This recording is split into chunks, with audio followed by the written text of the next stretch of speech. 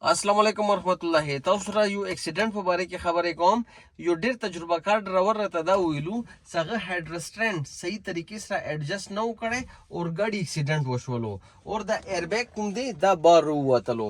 نو دا ایربیګ دوره تیزی سره دا ویلو چې دا چټ ته لاړلو او چونکه هیډ ریسټرنټ صحیح طریقې سره ایڈجسټ نه ونو دي ته ویپلش انجری یعنی د اورمیګولا انجری وشولا. صحیح شو. نو ما دا سوچ کولو چې کچېرې تا سیټ بیلټ تړلی دی نو بیا خو دا ایربیګ ته دوره چټ ته نشي ویشتی.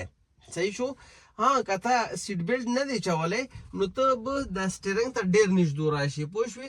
دغه ځینه د که دا چېرې هیټ کړي نو ته کیدای شي دوره چټ ته لاړ شي چې تا ویپلش انجري وشي یا دا ګاډی چټ نه بل ګاډی ووهي.